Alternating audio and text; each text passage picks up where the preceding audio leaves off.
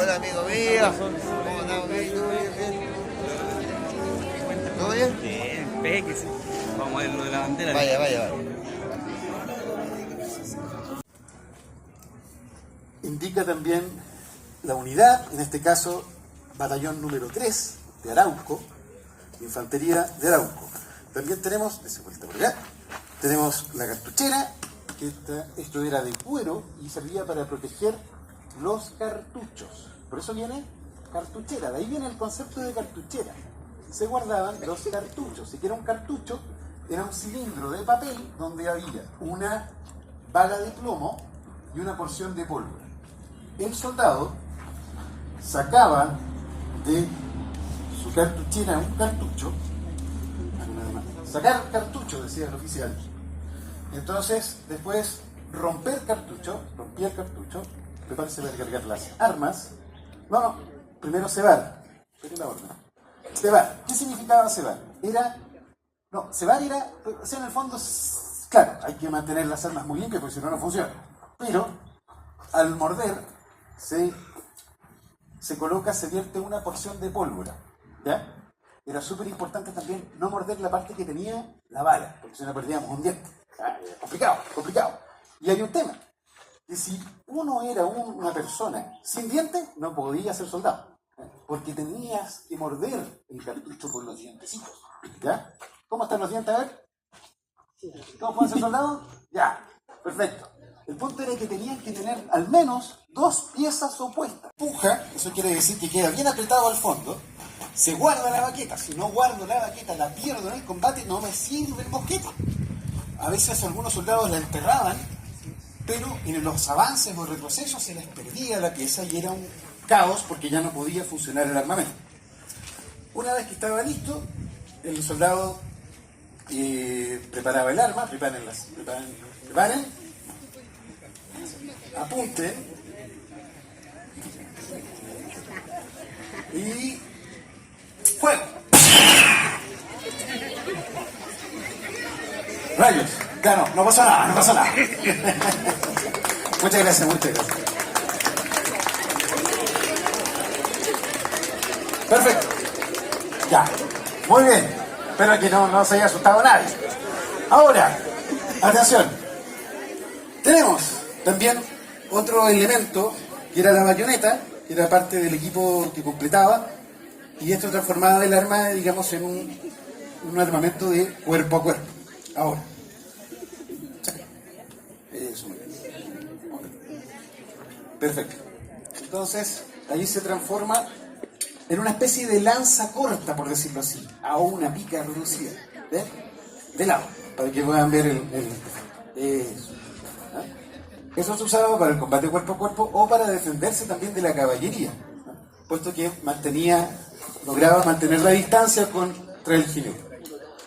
Ahora, dicho esto, porque estamos viendo algo que es parte de la historia de Chile, de la historia nacional y de la historia local también. Pero hay que entender que esto es parte de una guerra, y todos sabemos que las guerras son algo sumamente negativo, ¿ya?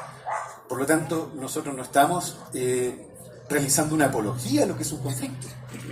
Por cierto, nuestros amigos acá militares saben exactamente lo terrible que son los conflictos, y la idea es precisamente que en su función de disuadir o de evitar un conflicto, que es sumamente importante. Pero dicho esto, todo conflicto debe finalmente ser, y es ideal, terminarlo con una conversación, un acuerdo. Nunca a golpes. Y eso también es válido para ustedes, niños y niñas, que están en el colegio. ¿Ya? ¿Estamos claros? ¡Sí! ¿Estamos claros? ¡Sí! Muy bien, excelente, un excelente. Ya, entonces, vamos avanzando. Tenemos otros elementos que les quiero mostrar, que está por acá. Ya. ¿Qué es esto? Una galleta, muy bien por ahí. Una tortilla, excelente. Una churrasca, muy bien. Una churrasca, excelente. Ya. Miren, esto es muy simple. Esto se conoce, o mejor dicho, esto sería como la tatarabuela de la churrasca. ¿Ya? Esto es la galleta marinera, o galleta de soldado, o galleta de guarda. ¿Por qué se llamaba de guarda? Muy bien. Se guardaba. ¿Y por cuánto tiempo se guardaba? 3 años. Ya. Se guardaba por 3 años. Muy bien. Por 3 años. Y para que se pudiera hacer esto, había una técnica. ¿Cómo hacerlas? Primero, se utilizaba solamente 3 ingredientes. Harina, agua, muy bien, y sal. Perfecto, nada más. Y se cocinaba hasta de 2 a 3 horas, ya sea en brasas o en un horno de barro. La idea era cocinarlo a fuego lento por mucho tiempo para que quedara muy seca. Y al quedar muy seca esta galleta, al no tener humedad, no le entraba mohos, hongos, ningún bichito, porque estaba sequito. Por lo tanto, no se echaba a perder, por eso se guardaba hasta 3 años. Pero teníamos un problema. ¿Cuál sería el problema? Si estaba tan seca, ¿cómo era la galleta?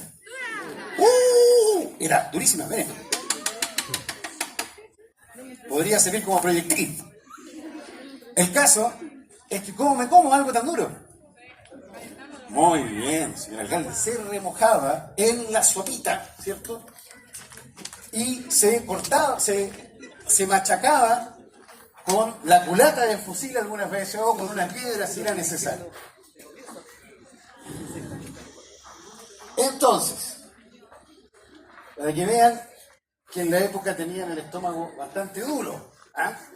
Bueno, yo la verdad que hice el experimento porque esto se conoce también, lo que nosotros hacemos como arqueología experimental, que se trata de reconstruir elementos y artefactos de la época, pero también hacerlos de forma funcional, o sea, probarlos. O sea, nosotros hemos realizado, por ejemplo, cocina de época, y en este caso también hemos preparado cómo se hacía hace 200 años estas galletitas, y también las hemos probado. Y yo, efectivamente, probé una, digamos, sin mojar, y cae como patada en la guata. Pero se puede, pero lo ideal es remojarlo. De hecho, hice una sopita y queda espectacular. Ahora, ¿qué es esto? Ya, un mate, pero en realidad, muy bien, sí, excelente, vamos bien. Pero aquí los voy a pillar, porque esto es un mate, ¿no es cierto? Muy bien ahí. ¿Pero qué se toma aquí? Hierba mate, o hierba para el mate, ¿ya? El mate es el cachivache, que en este caso es algo elegante, con estilo colonial, de peltre, pero también está la calabaza. Ahora, este mate efectivamente se usa para tomar la hierba mate o hierba del Paraguay, porque de ahí viene. La hierba del Paraguay era de el grupo, digamos, de pueblos originarios de esa zona. Ellos hacían ese brebaje y cuando llegan los españoles lo encuentran tan agradable que lo incluyen en su repertorio, digamos, culinario, ¿ya? Ahora, ¿quiénes en su casa o quiénes toman mate? Muy bien, acá, ya, muy bien. Efectivamente, el mate era muy popular. Si yo hubiera preguntado esto hace 200 años, todos habríamos levantado la mano porque era lo que había. El mate la mataba, ¿verdad? Pero luego llegó el café, ¿cierto? Llegó el té y desplazó el mate. Pero afortunadamente todavía todavía se consume mate. Y eso es un nexo directo con la historia, ¿ah? Para que vean ustedes. Y por eso también la importancia de la galleta, que hasta el día de hoy en Chile y sobre todo en esta zona se consume todavía la galleta a través de la churrasca, por ahí lo dije, ¿cierto?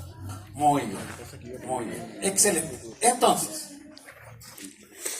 vamos a terminar de mostrar algunos elementos. Estos son sables, no es una espada, es un sable. La espada era recta, de hoja recta, y el sable era de hoja curva. Se usaba, digamos, principalmente en las unidades de caballería. Yo estoy representando a más o menos un oficial del periodo histórico de 1813 y es más o menos el uniforme que podría haber tenido don Bernardo Higgins al momento del asalto. ¿Por qué? Porque esta era la tenida que usaban las milicias de caballería y don Bernardo era un oficial de milicias. De hecho, él en realidad no era un oficial de carrera, sino que, y él lo comenta en cartas personales, donde dice, si a él le hubiera tocado elegir, habría sido un campesino, un agricultor, pero le debía mucho a su tierra, y eso lo dice él, por lo tanto, toma las armas. Ahora, hay un hecho histórico o un personaje que lamentablemente la historia ha relegado, pero estamos aquí también para ayudar a abrir los ojos y entregar ciertos datos que en realidad aumenta, o mejor dicho, se reconoce la importancia de la mujer durante el periodo de independencia. Y para eso tenemos a nuestra profesora Rosa Valencia, que les va a comentar estos detalles bien interesantes sobre el tema. Gracias, profesor Fernando. Muy buenos días a todos los presentes. Como bien decía el profesor, ¿cierto? Mi nombre es Rosa Valencia, soy profesora de historia, recreadora también. Y mi rol hoy es hablar precisamente de este papel tan relegado, ¿cierto? Tan olvidado en lo que es la historiografía chilena respecto a la figura de la mujer en este proceso de independencia, que debe entenderse de hecho como tal, como un proceso. Hay 3 etapas en este proceso, estas guerras de independencia que comienzan con la Patria Vieja, la transición o reconquista, ¿cierto?, llamada anteriormente, y luego la Patria Vieja. ¿Ya? Como en toda guerra existen bandos, y estos bandos, ¿cierto?, el bando patriota que defendía la emancipación, la separación, ¿cierto?, del Reino de España, y el bando realista que defendía el poder del rey, de ahí su nombre, en estas tierras aún. ¿Ya? Y así como hombres, soldados, patriotas y realistas existían, también existían mujeres patriotas y mujeres realistas. Sin embargo, la historiografía o las fuentes oficiales hasta el momento no nos muestran de ningún caso en particular de alguna mujer que haya tomado las armas para ir a participar activamente como soldado durante la Guerra de Independencia. Sí, durante la guerra contra la Confederación y la Guerra del Pacífico, pero no en la Guerra de Independencia. Al menos todavía no se encuentran fuentes al respecto. ¿Ya? Sin embargo, el papel de la mujer sigue siendo importante, porque su rol era más bien alentar el espíritu emancipador y de valentía de los soldados. El historiador del siglo XIX, que se dedica a investigar, uno de los pioneros en este tema, fue Vicente Grés, y sus libros de hecho los podemos encontrar en varias bibliotecas del país. Y aquí también hay que tener ojo, al momento de estudiar historia sobre todo, porque ninguna fuente es inocente. Y Vicente Grés era un historiador muy patriota. Entonces, de las mujeres patriotas habla muy bien, pero de las mujeres realistas no habla tan bien. ¿Ya? Y él hace una clasificación al respecto. Habla primero, ¿cierto?, de la mujer patriota, y dentro de la mujer patriota está la mujer de la élite, ¿cierto?, como están caracterizadas allá los chicos. Y la mujer que en realidad era más bien vinculada a la clase obrera, a la mujer campesina. ¿Ya? Entre las mujeres de la élite, una de las más destacadas, ¿cierto?, Javiera Carrera, una de las hermanas, ¿cierto?, miembro de los hermanos Carrera, que él la describe como una mujer importantísima al momento de ella prestar los espacios de su casa, sus salones, para que los estrategas, ¿cierto?, los miembros del ejército pudieran discutir sus estrategias, ver qué recursos disponían. Entonces ella más bien atendía a los soldados, por supuesto soldados de los que tenían un cargo importante, ¿cierto? Otra mujer fue Luisa Recabarren también, muy bien descrita por Vicente Grés. Y de hecho la historia de ella es un poco triste, eso sí. Ella estaba casada con un soldado patriota que en determinado momento el ejército patriota es exiliado a Argentina, ¿ya? Y ella se queda acá. Y ella se escribe cartas con su esposo, desde Argentina a Chile, y ella le va contando qué es lo que estaba pasando acá en el periodo de Reconquista, en el periodo de transición. Entonces Vicente Grés dice que esta labor casi de espionaje, ¿cierto? Que de hecho la mujer que no es de la élite, la mujer de la clase más baja, realiza una labor activamente de espionaje en los momentos de la guerra como tal, cuando hay que enfrentar las batallas, ya de por sí. Y ella se escribía cartas, por supuesto, no solamente le contaba lo que estaba pasando acá, también le decía que lo extrañaba porque era su esposo, ¿cierto? Se mandaban cartas de amor. Lamentablemente, Luisa Recabarren murió antes de que Chile fuera un país independiente. Pero ella siempre decía que ya era imposible volver a esclavizar a Chile porque ya habíamos probado las delicias de la libertad. ¿Ya? Ella, de hecho, cayó presa durante el gobierno del gobernador Casimiro Marcó del Pont, periodo de Reconquista. La encerraron y Vicente Grés, de hecho, habla pestes de Casimiro Marcó del Pont. Lo describe como un hombre afeminado. Entonces, vuelvo y repito, ninguna fuente es inocente, ¿ya? Vicente Grés, un historiador patriota, habla muy bien del bando patriota, pero del bando realista no habla muy bien. Otras mujeres, que más bien no eran de la élite, está, por ejemplo, Águeda Monasterio, ¿ya? Una mujer que ella también prestó su salón para estas discusiones, pero era un salón mucho más modesto, ¿ya? Mucho más modesto. Por otro lado, Vicente Grés también habla de la mujer realista, ¿ya? Sin embargo, versus la mujer patriota, que Vicente Grés decía que ellas elegían la valentía, ellas elegían el deber antes que los encajes y las comodidades. Pero la mujer realista era fea, así la describe, era fea, era vieja, ¿ya? Eran godas obstinadas y tenían lengua mordaz, ¿ya? La labor de espionaje, como bien dije, tanto las mujeres patriotas como las mujeres realistas la realizaron. Pero la mujer realista es descrita como esta mujer que seduce, ¿cierto?, al pobre soldado patriota que casi no tiene voluntad y le roba información y la va a llevar, ¿cierto?, al ejército realista, ¿ya? Una labor que Vicente Grés describe como algo súper negativo, ¿ya? Cuando en realidad en ambos bandos esta labor se daba. La labor de espionaje, mover información. Actuaban como verdaderos correos de información las mujeres en el ejército, ¿ya? Y como bien dije, si bien no tomamos las armas en ningún momento, sí estábamos en el espacio que ocupaba el soldado en la batalla, ¿ya? En lo que se le llamaba el campamento, ¿bien? Esta ropita que yo ando trayendo es de hecho propia de la vivandera, que es la mujer que de hecho acompaña al soldado en la guerra, ¿ya? Ahora, esto yo traté de reconstruirlo lo mejor posible, ¿cierto? Pero en la época, en el siglo XIX, la ropa de la mujer se confeccionaba a partir de los restos de la ropa de los soldados, ¿ya? Entonces, claro, se trataba de caracterizar, ¿cierto? De tener una ropa femenina distintiva, pero con el recurso que se tuviera a mano nomás. Por lo general, la tela era lino, ¿ya? Era crea también, y constaba, voy a tratar de mostrarles acá, a ver, que no se me vea tanto el calcetín, de un falso, ¿ya?, que era de crea, una falda de lino, un delantal y una blusa, para que no me dé tanto frío, una blusa, ¿ya?, que por lo general tenían descubiertos los hombros, por supuesto en época de verano. En época de invierno se usaba un poncho, como este que ando trayendo yo acá, o una chaquetita también de lana, por lo general, ¿ya?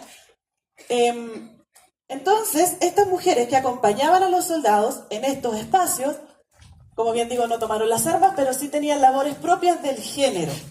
Por ejemplo, cocinar a los soldados, ¿cierto? Cocinarles, hacerles el almuerzo, el rancho, como se les decía en la época, ¿ya? Enmendar los trajes, las ropas, ¿cierto? Atender a los enfermos y a los soldados heridos, como una labor muy pionera, muy antecesora de lo que es la enfermería, ¿ya? Y ya para ir ya terminando, En realidad, la labor de la mujer, como bien dije al principio, si bien no es un tema que ha sido tan investigado, sí la situación de las mujeres en general fue de abandono, ¿ya? Porque si bien las mujeres prestaron todos los recursos que ellas tenían, sobre todo las mujeres de la élite que prestaban sus joyas, prestaban sus espacios para proteger a los soldados patriotas, como fue el caso de Paula Jara Quemada, ¿ya? Ella prestó su hacienda para esconder a los soldados. Todos sus recursos, todo lo que ellas tenían, su patrimonio, no fue devuelto en ningún momento a ellas. Y su situación, como bien digo, fue de abandono. Y su condición de mujer, de hecho, no inspiró tampoco ningún tipo de compasión, ¿ya? Algunas sufrían de todo tipo de vejaciones al momento de caer prisioneras en el equipo contrario o en el bando contrario, ¿ya? Entonces, yo les invito, sobre todo ahí a los cursos de sexto básico más o menos, de que se interesen en investigar este tema, lo que es el papel de la mujer en la independencia, porque todavía hay mucho que decir, hay mucho que investigar y todavía hay muchas fuentes que esperan ser investigadas, ¿ya? Eso. Muchas gracias por su atención. Gracias, profesor Fernando. Un aplauso.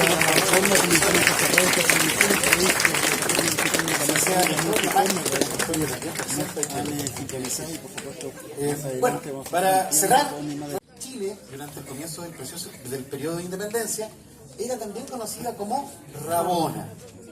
¿Y por qué Rabona? ¿De dónde viene el concepto? Miren, Rabona, muy bien, rabo, o sea, la cola. ¿Por qué?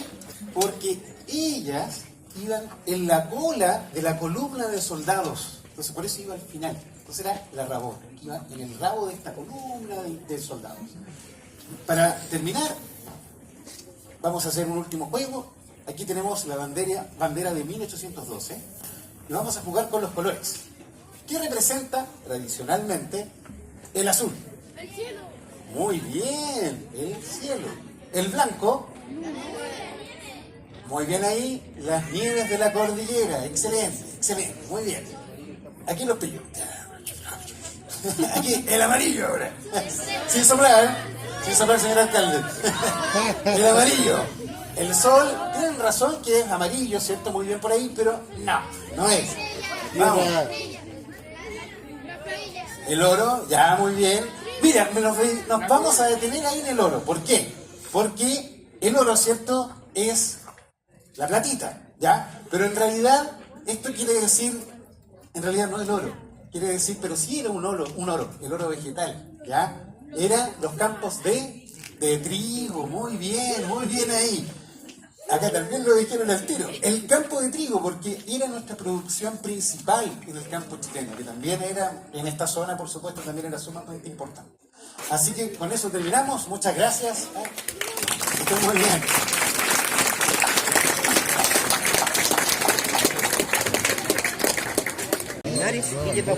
Muchas gracias a los medios de comunicación que nos acompañan, pero también gracias al equipo de profesores que han dado muestra respecto a una representación histórica de aquel hecho del año 1813, pero particularmente de los trajes de la usanza. Hoy hemos comenzado oficialmente los 212 años de la conmemoración de lo que hemos denominado la ruta de la independencia en el esfuerzo colectivo que Linares y Hierbas Buenas tuvieron en el inicio del proceso de la independencia de nuestro país. El proceso de la independencia se inicia un 6 de abril del año 1813 con la toma de Linares, precisamente en este sector, en Cuellar, donde estaba la hacienda Pilocoyán, pero de hecho se produce y materializa la plaza de armas, y en la comuna de Hierbas Buenas 21 días después, el 27 de abril de aquel año 1813, oficialmente para la historia de Chile comienza el proceso de la independencia, que dura 5 años y culmina con el abrazo de Maipú un 5 de abril del año 1818. Tenemos un sinnúmero de actividades programadas hoy, oficialmente con esta representación histórica. Vamos a tener un tedeum ecuménico, una misa de acción de gracias al Creador por permitirnos disfrutar de las bondades de tener un país libre y soberano con este esfuerzo colectivo. Vamos a tener una representación de bailes históricos. Mañana la fiesta de la Ají Palmilla se enlaza precisamente con esta actividad La próxima semana vamos a tener, el día viernes 7 de abril, la próxima semana vamos a tener una actividad en Puente Alto, en la localidad de Puente Alto, que une precisamente en esta ruta hacia la comuna de Hierbas Buenas.